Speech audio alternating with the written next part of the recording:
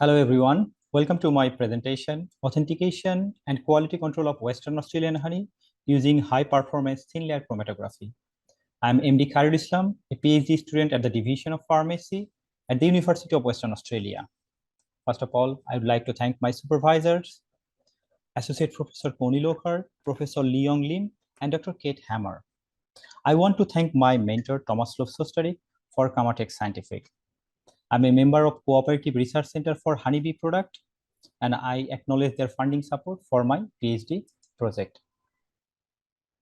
As we all know, honey is sweet, viscous, highly concentrated, complex natural product.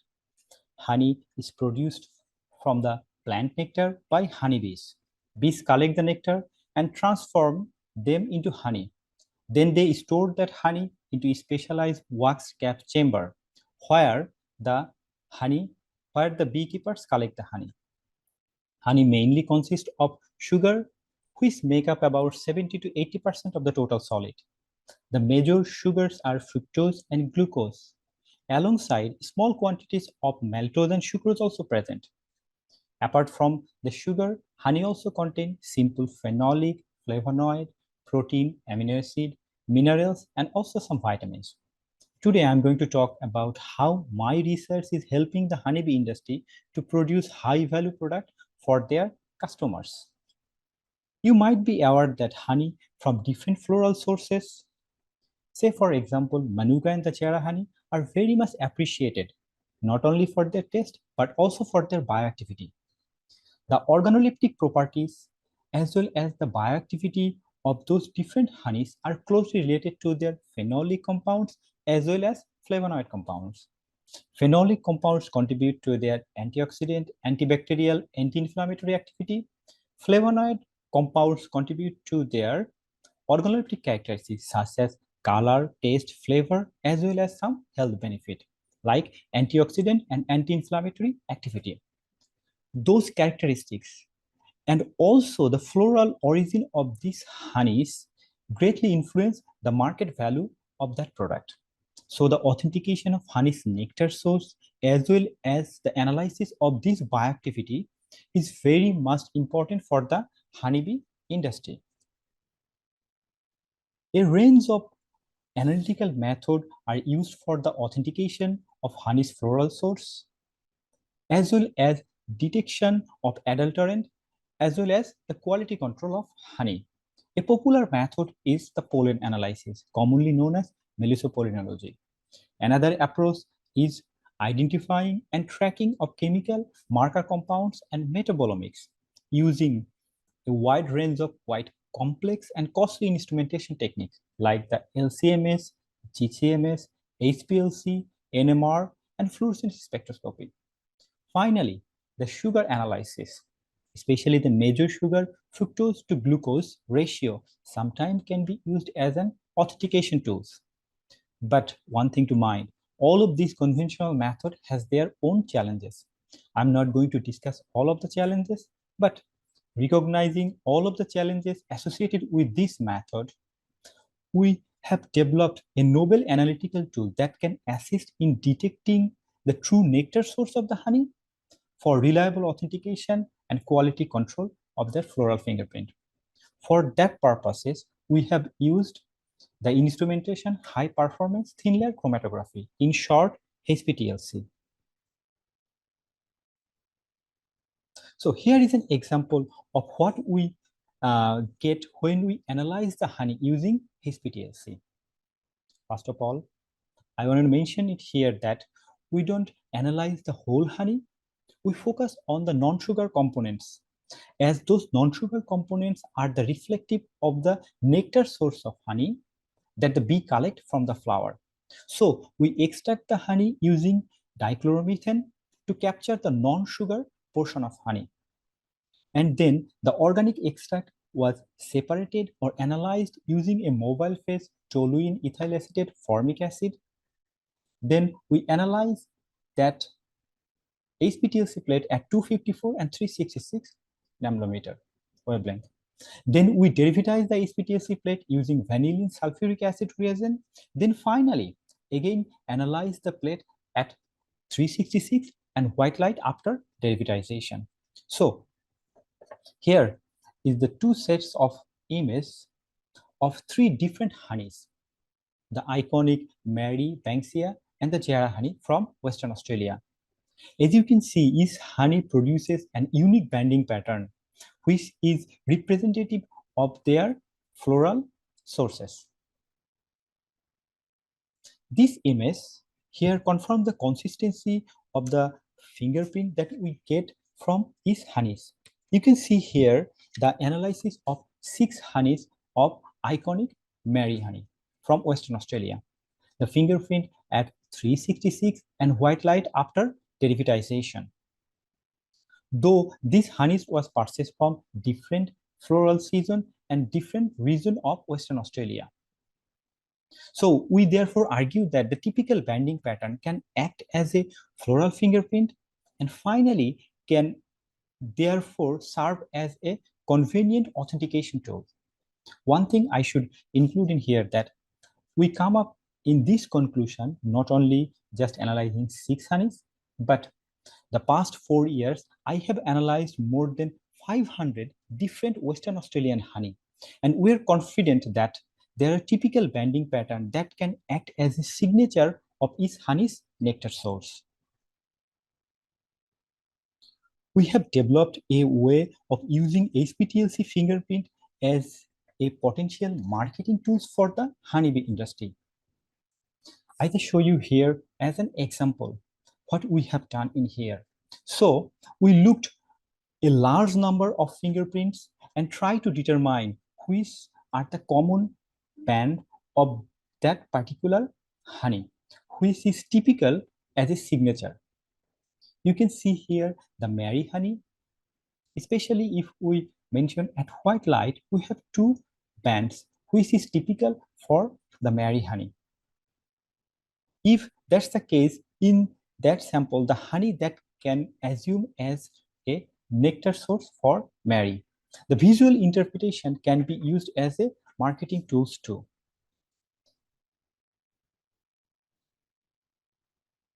Here is a proposed schematic example how the marketing concept can be used in practice.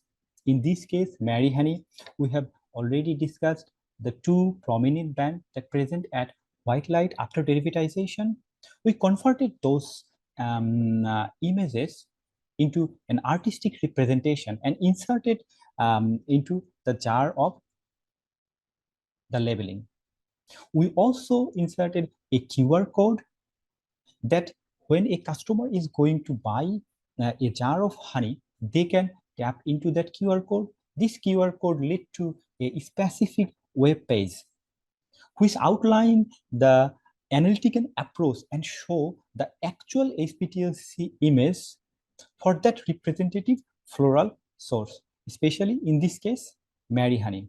So it communicates to the customer the actual sign behind the marketing concept.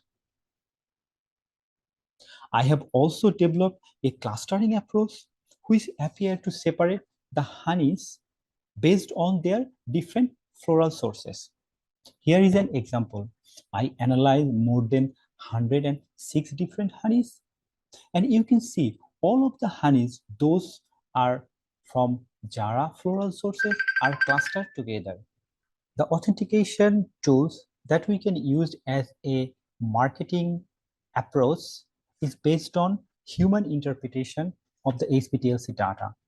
To get rid of the human interpretation of the data, I have developed a statistical clustering approach in which it appears that the honeys from different floral sources are separated into different clusters based on their floral fingerprint. To analyze the HPTLC data into statistical tools, I gathered a rich data, especially their RF, their banding pattern, their banding intensity, as well as the color value of specific band.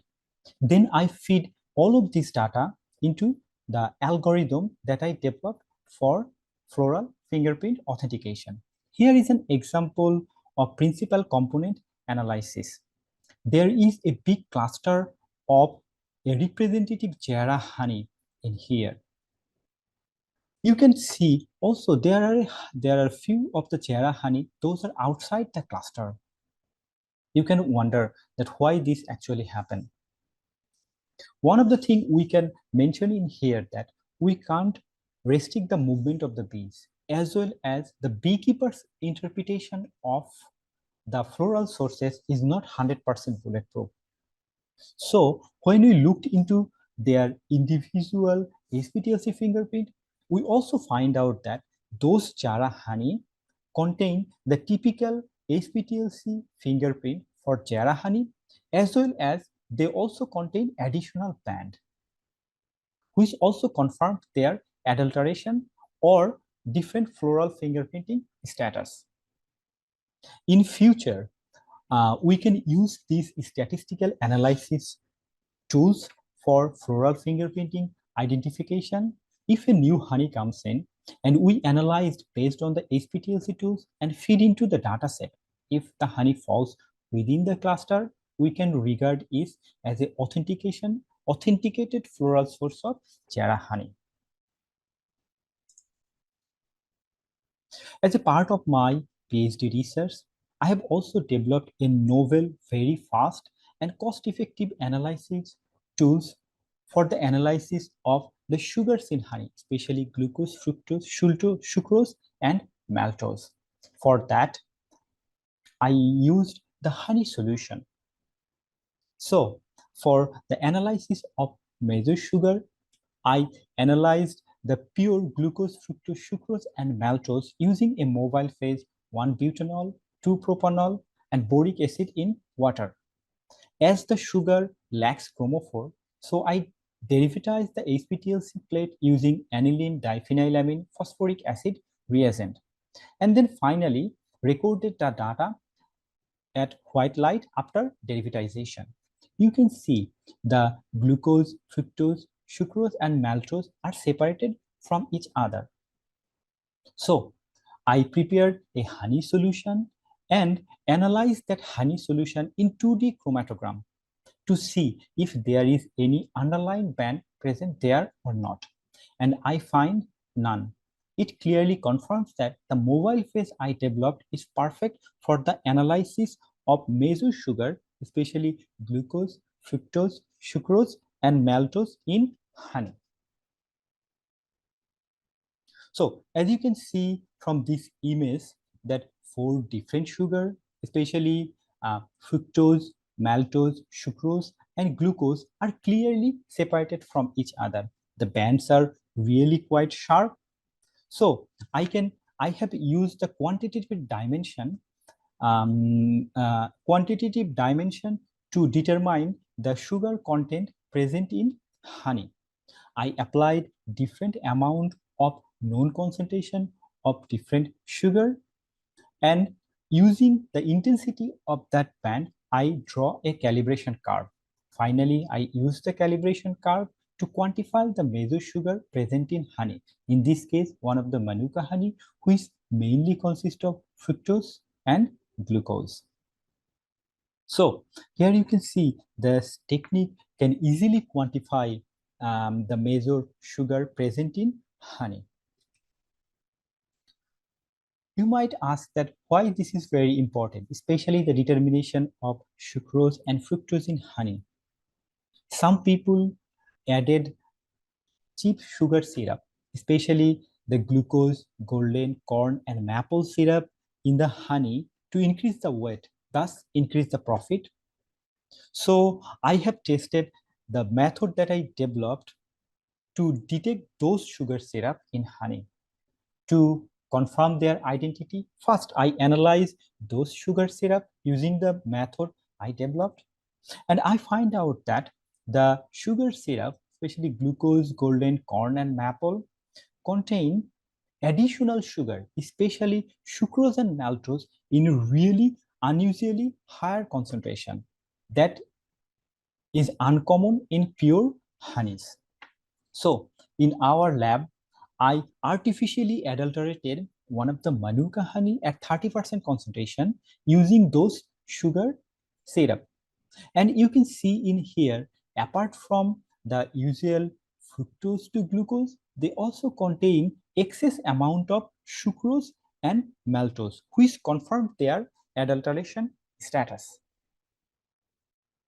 Australian Honeybee Industry Council, commonly known as ARBIC, is currently working in a progress to establish a comprehensive national honey quality assurance system. They call it BQL, and they also feel that they can incorporate all the HPTLC based method that I developed into their authentication tools.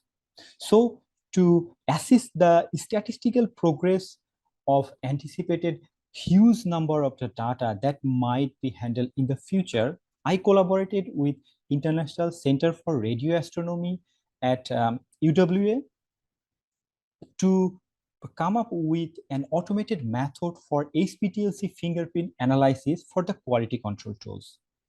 We jointly developed a statistical model that can predict the post-harvest adulteration of honey.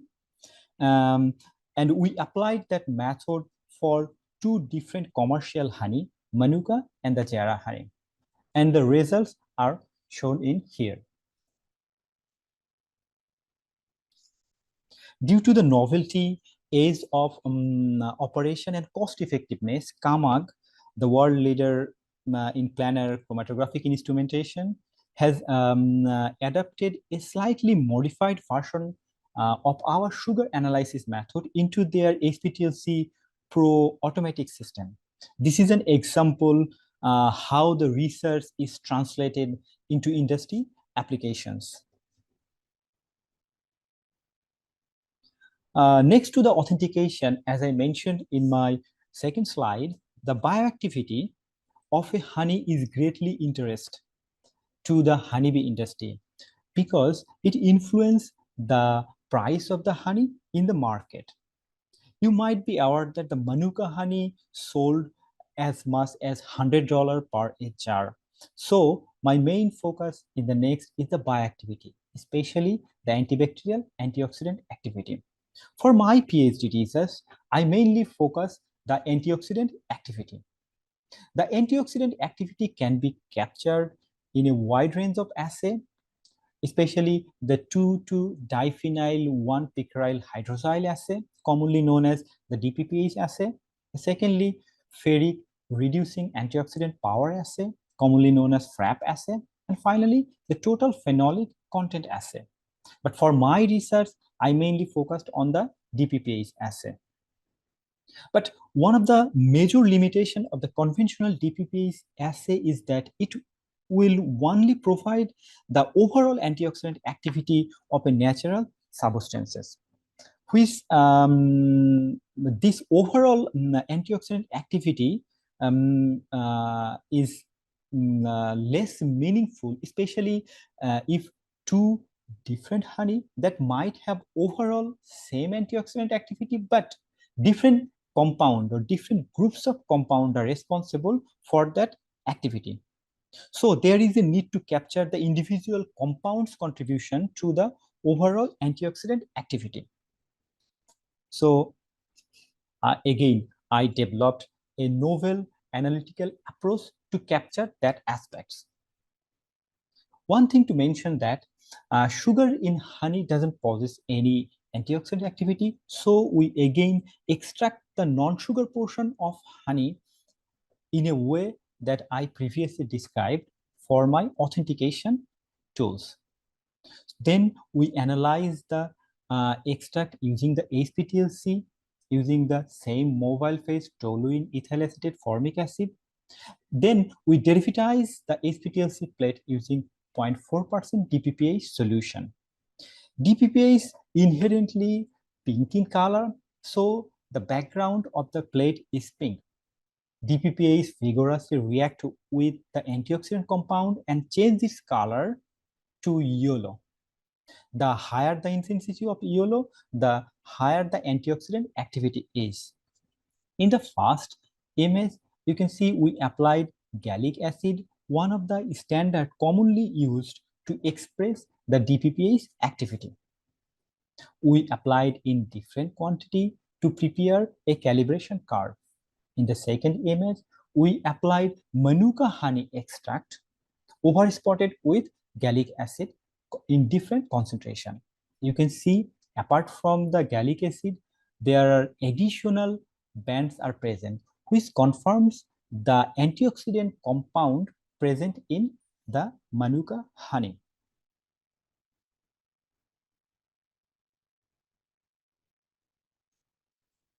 The beauty of this approach is, though we don't know the identity of that particular compound, but we still can quantify and express as a gallic acid equivalent.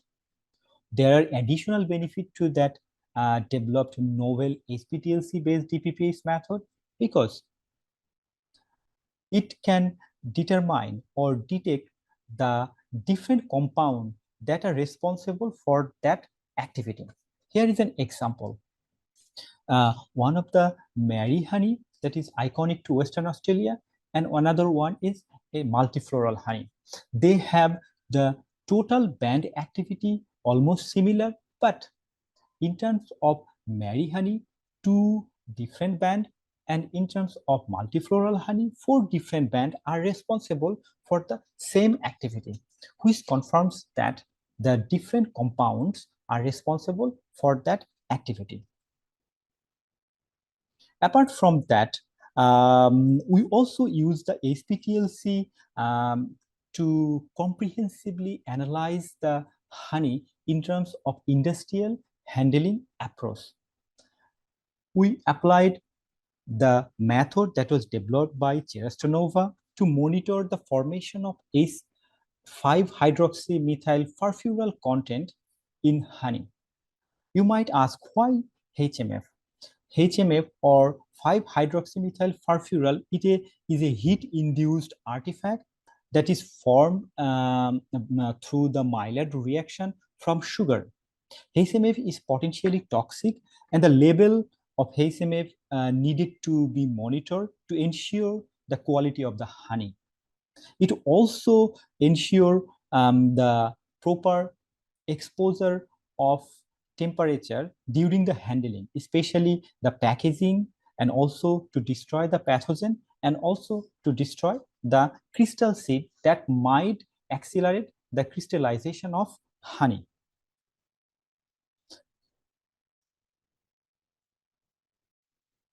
So to determine the HMF content, we apply the HPTLC-based determination method.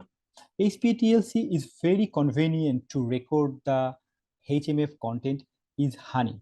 And what I did, I set up an experiment for short-term and long-term stability study using different honey concentration at different temperature at 40 degree, 60 degree, and 80 degree. Here is an example. When I exposed one of the Western Australian commercial Mary honey sample at 80 degrees Celsius, you can see the HMF content reaches the acceptable limit after 7 hours. Even the Mary honey, if it is stored at 40 degrees Celsius, it can exceed the HMF content below 2 months, which is an indication that we need to take care very precisely in terms of temperature control of honey handling and storage. So let me wrap up and once more summarize all the advantages of HPTLC for the analysis of honey.